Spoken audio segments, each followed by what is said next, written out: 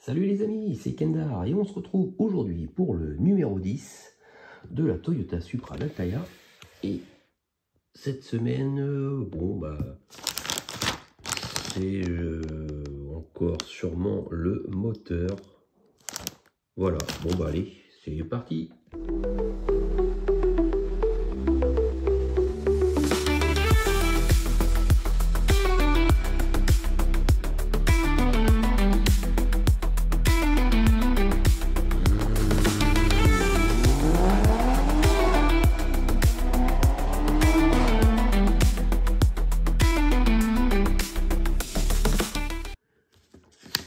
Allez, on passe directement aux instructions de montage. Et donc, c'est toujours le bloc moteur. On est à l'étape numéro 6. Voilà. Alors, on unit les côtés droit et gauche du boîtier papillon en insérant les ergots dans les trous correspondants comme illustré. On va pas trop dur, on prend les deux pièces chromées. Vous voyez que ça a une forme de T à moitié, donc là on peut pas se tromper de sens. Et on emboîte ça. Tac. Voilà, ça nous fait une belle pièce chromée. On emboîte le régulateur de ralenti et le capteur de position du papillon sur le côté gauche du boîtier papillon. Alors, j'essaye de repérer, j'ai l'impression que c'est cette pièce-là. Et l'autre, est-ce que c'est celle-là? Non. L'autre, ça, c'est pas ça non plus. Ah, voilà, c'est cette petite pièce-là. Ok. Alors, on prend ça comme ça. Pareil, ici, c'est un demi-cercle. Voilà, ici aussi, il y a l'empreinte. Donc là, déjà, on peut pas se tromper de sens. Voilà. Alors, est-ce que ça s'enfonce plus que ça? Normalement, oui, je pense. Voilà, ça s'enfonce bien. Ça, on voit par rapport au motif qu'il y a un arrondi au-dessus. Mais en fait, voilà, il n'y a qu'un côté avec un arrondi. Et c'est, vous voyez, il est en haut, là, on va pas bien voir. Un petit peu. Donc ça se met au-dessus. Et de toute façon, il y a un tout petit picot ici, et un tout petit trou, une petite empreinte ici. Donc voilà, normalement, c'est pareil. Voilà, une fois qu'on s'est bien mis, ça rentre nickel. Ça, c'est comme ça. Prenez la capsule de dépression 2 et insérez son ergot semi-circulaire dans le trou correspondant situé sur le côté droit du boîtier papillon. Alors, qu'est-ce que c'est? Ça doit être celui-là, je pense. Oui, c'est ça. Donc là, on retourne, on voit ici l'empreinte demi-circulaire. Et du coup, on enfonce ça là-dedans. Ah, c'était pas trop mal, mais ça s'est enlevé. C'est vraiment tout petit ce truc-là. Voilà. C'est bien enfoncé ou pas? Ça a l'air. C'est vraiment des petites pièces. Hein. Emboîtez le papillon d'admission dans le trou indiqué et le capteur de dépression sur l'ergot indiqué sur le côté droit. Donc là, on continue. J'ai une pièce. J'ai cette pièce-là. Voilà. Donc ça, c'est le capteur de dépression. Ça se met à droite. Alors là, c'est juste circulaire, mais il y a aussi une petite encoche là. Voilà, comme ça. Tout est dans le bon sens. On ne peut pas se tromper. Tac. Voilà, vous voyez qu'une fois que c'est mis, c'est un petit peu de travers, mais c'est normal. C'est dans l'empreinte. Et là, du coup, je vais prendre sûrement cette pièce-là. Ouais, ça a l'air d'être ça. Alors lui, pareil, il a une empreinte semi-circulaire. Ici également. Donc, on emboîte ça là-dedans. Encore faut-il y arriver. Ah, ben voilà, ça tient pas.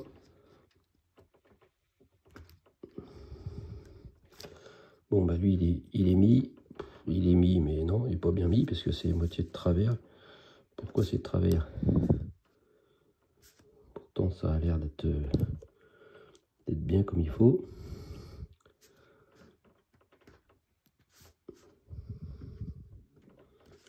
Ouais, c'est un peu mieux, mais c'est pareil, c'est toujours un petit peu de travers, je pense. C'est un peu bizarre. Bon, on va dire que c'est bon. Je vais remettre ce petit truc là. Donc lui, il tient pas des masses. Alors pourquoi qu'il tient pas des masses? Ouais, pourtant emprunté comme ça.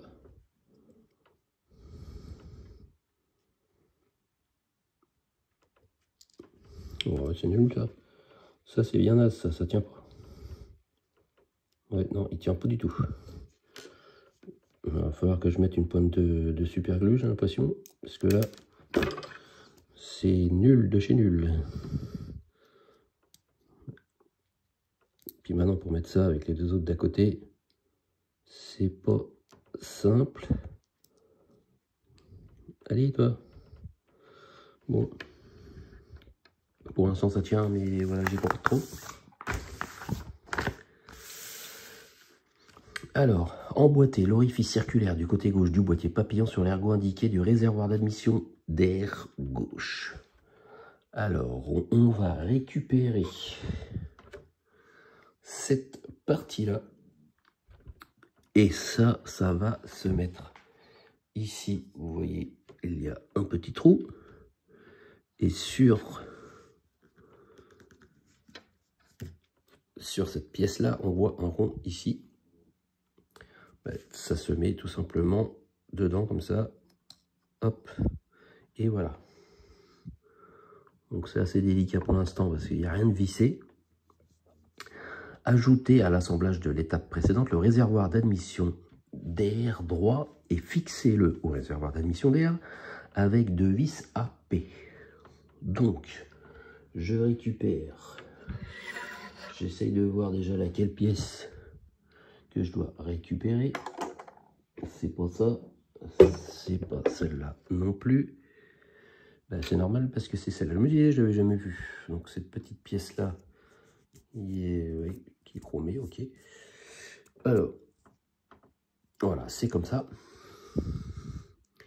Et elle va venir comme ceci, sur le cache. Ça, il n'y a rien de compliqué.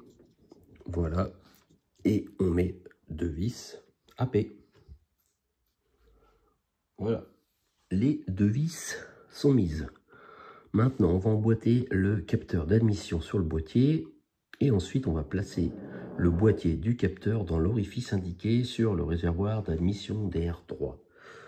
Alors, je vais prendre, est-ce que c'est cette pièce-là?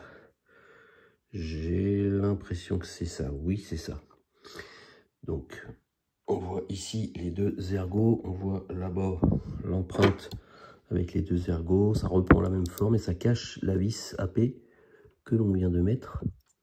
Alors ça, il faut réussir à l'enfoncer là-dessus. Hop, voilà. Ça, c'est bon. Et ensuite, on va prendre ça. Il y a toujours une empreinte demi-circulaire, là également. Et ça se met comme ça.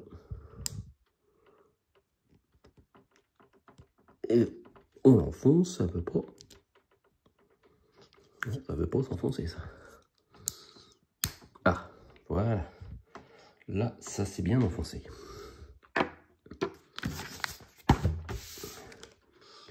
Placez le capteur de pression sur les 2 ergots centraux du réservoir d'admission d'air droit. Fixez également le support du câble d'accélérateur dans le trou indiqué sur l'image avec une vis KP. Alors, je vais déjà mettre le petit capteur de pression. Alors, est-ce qu'il a un sens? Par rapport... Ouais, moi je dirais que c'est dans ce sens-là. On voit pas, mais il y a une petite partie un peu plus... il y a un petit truc au-dessus, quoi. Voilà, il faut qu'il soit au-dessus, justement. Quand on l'enfonce. Donc c'est comme ça. Hop, ouais, ok. Deuxième essai.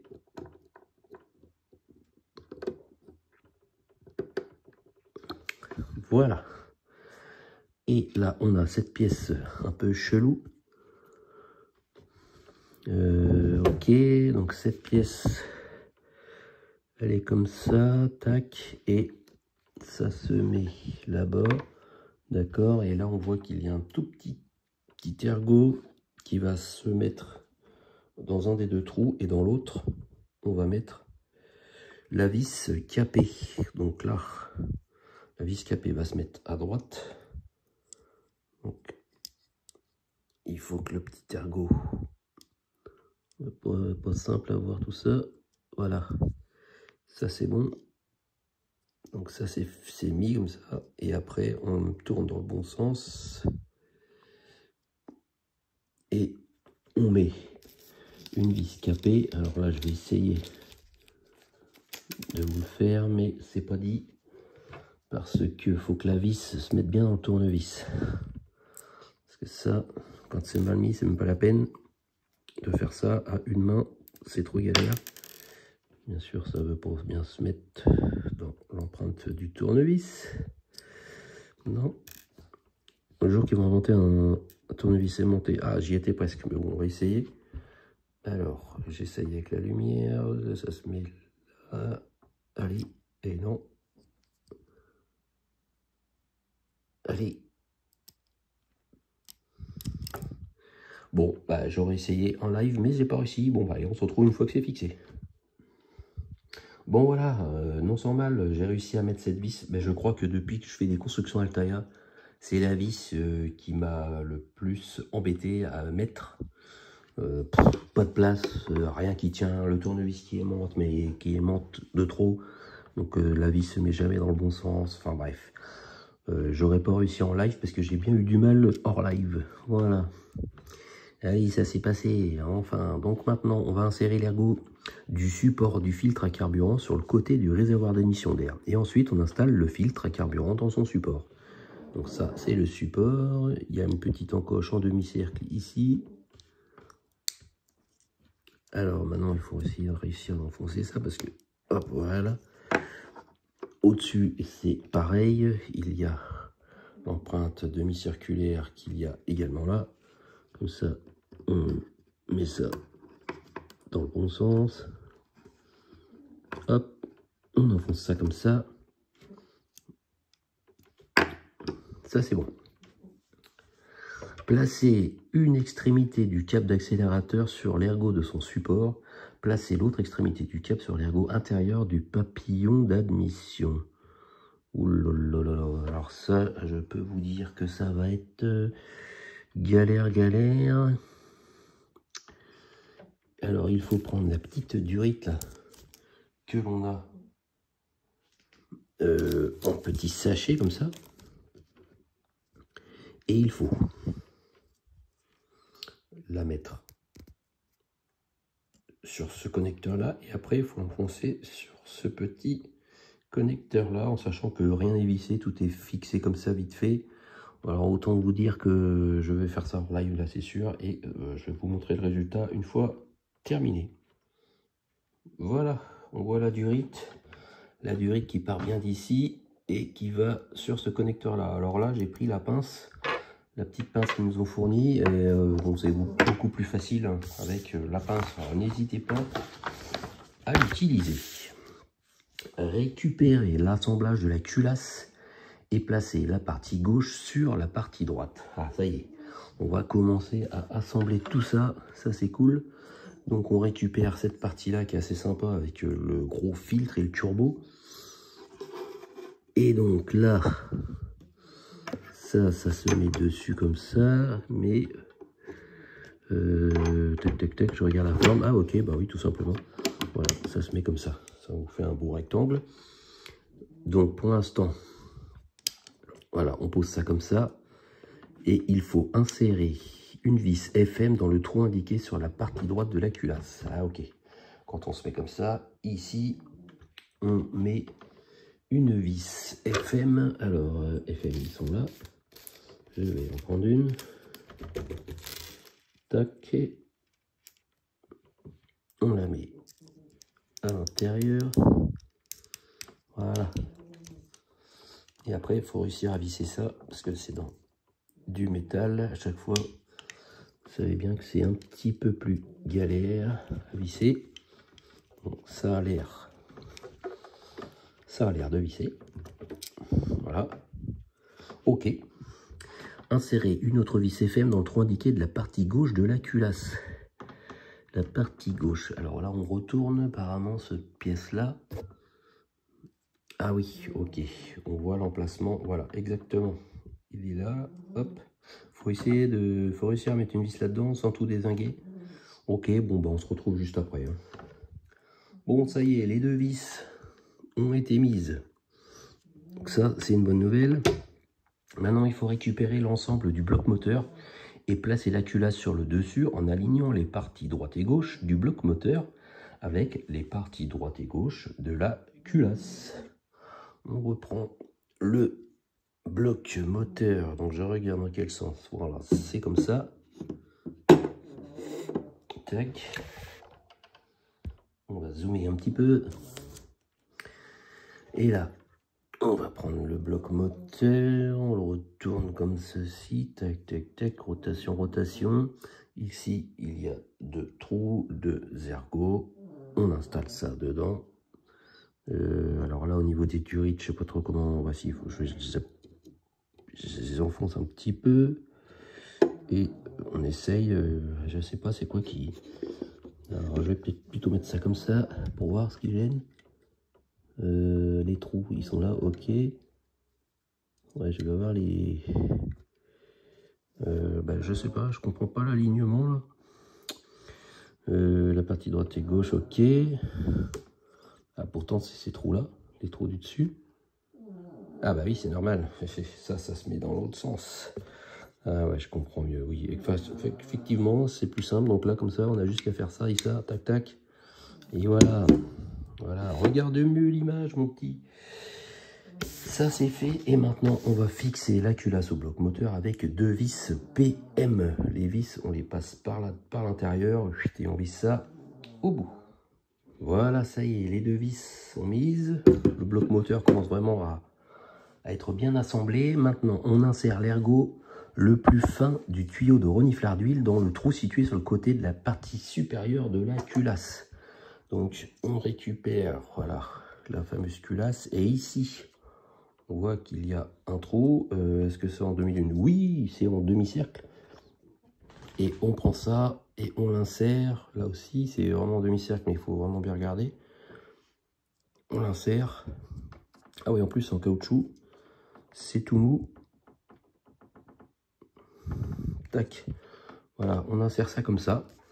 Et maintenant, on va placer la partie supérieure de la culasse sur la partie gauche de la culasse en insérant les 6 bougies dans les orifices correspondant à la culasse. Ensuite, à l'aide d'une pince, placer l'extrémité libre du tuyau de reniflard d'huile que l'on vient de mettre sur l'ergot percé se trouvant sur le réservoir d'admission d'air droit.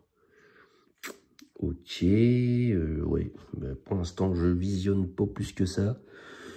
Je vais voir, donc ça je vais le mettre là, ok, et c'est après... On met ça et hop, il faudrait que ça se mette où? Le tuyau, est-ce qu'il y a un trou là-bas? Non, je vois pas, ou alors ça se met en dessous, ou ça se met sur le capteur. Je comprends pas bien si ça se met ici sur ce capteur-là. Je vais regarder juste après. Non, apparemment c'est... Là, on voit pas plus que ça en fait, les photos. Là, il est là, tac, tac, tac. Mais non, je ne sais pas. J'ai l'impression qu'il est au-dessus, mais j'ai l'impression que c'est au-dessus. Bah, ouais, de toute façon, il est vachement gros. Donc, qu'est-ce qu'ils disent? À l'aide d'une pince, placer l'extrémité du tuyau de reniflard d'huile sur l'ergot percé se trouvant sur le réservoir d'admission d'air. Il y a un ergot percé. Un ergot percé sur le réservoir. Et ben, où vous voyez, vous, l'ergot percé? Ben, moi, perso, à part... Est-ce que ça, c'est pas un trou, ça? C'est pas un trou, ça, non? Je ne vois pas bien. Non, c'est pas un trou. Ok, bon, bah là, il y a le capteur, là, mais c'est pas ça. C'est sûr que non. Sur l'ergot percé du réservoir. Eh bien, je ne vois pas. Je ne sais pas du tout où ça se met ce truc-là. Là, j'arrive pas à voir si c'est un trou ou si c'est du reflet. Non, c'est du reflet. Et sur la photo, on a l'impression que ça se met dans le capteur, là, mais est-ce que c'est ça? Parce que sinon, on a l'impression que ça se met en dessous. Et en dessous, j'ai rien. J'ai pas de trou. C'est ça que je comprends pas. Placer l'extrémité libre du tuyau de renifleur d'huile sur l'ergot percé se trouvant sur le réservoir. Je ne comprends pas cette explication. Mais je vais le mettre dans le capteur là. Et puis ça se trouve c'était ça. Et puis voilà. Parce que lui, est-ce qu'il a... Non, c'est rond. Ouais, là c'est rond aussi sur le capteur, la moitié. Eh ben, je vais mettre ça là. Je ne sais pas. On va bien voir.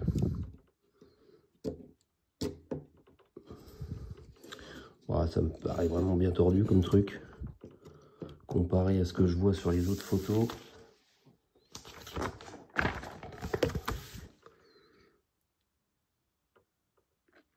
Ouais.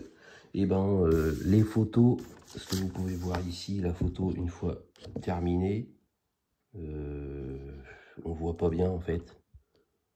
On voit pas bien du tout.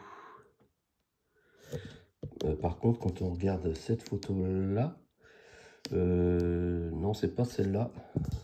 Celle-là. On voit que le tuyau, je sais pas trop où il va, mais... Bah non, même pas, il est pas là, il est là. Il doit être par là. Eh ben, je sais pas, est-ce que c'est lui qui dépasse ici?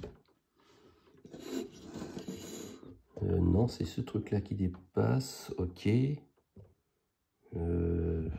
C'est au-dessus. Moi, j'ai l'impression qu'il passe en dessous.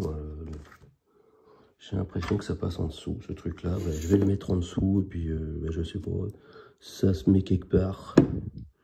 Quelque part, j'en sais rien où. J'ai pas compris. Et ben pour ceux qui ont compris, et ben bravo à vous, parce que moi je comprends rien. Des fois c'est pas bien expliqué, les dessins c'est pas assez zoomé quand il y a besoin des petits détails comme ça. Il faudrait zoomer un peu plus. Allez, on termine. On va emboîter une extrémité du tuyau de graissage du turbo. Alors le tuyau de graissage du turbo, ça doit être ce gros tuyau. Je vais vérifier. 10P, 10P, 10P, 10P. Tuyau de dépression. C'est ça, et le 10R tuyau de graissage du turbo. Ah non, le graissage du turbo, c'est le grand. Ok, donc on emboîte une extrémité du tuyau de graissage de turbo sur l'ergot indiqué sur la partie droite de la culasse et place ensuite l'autre extrémité du tuyau de l'ergot du raccord des turbos. Ok. Alors, le petit ergot, il est ici. Alors là, ça c'est pas trop dur, normalement. Je dis ça, mais... Oui, d'accord. En fait, c'est un petit peu dur. Il faut prendre la petite pince. Ça va être plus facile. Je prends la petite pince et j'essaye. C'est comme ça. Ça ne va pas. On va essayer l'autre côté.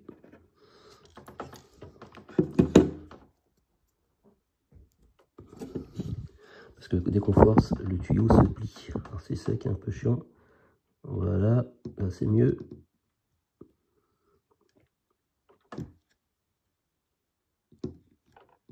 Ça ne veut pas aller beaucoup plus profondément. Ah si, ça y est, j'ai réussi. Ça, c'est bon. Et après, ça se met sur le petit ergot ici, au niveau des turbos. Où il n'y a pas spécialement de sens. Hop, ça, on le prend. Il faut que je le prenne plus près. Tac.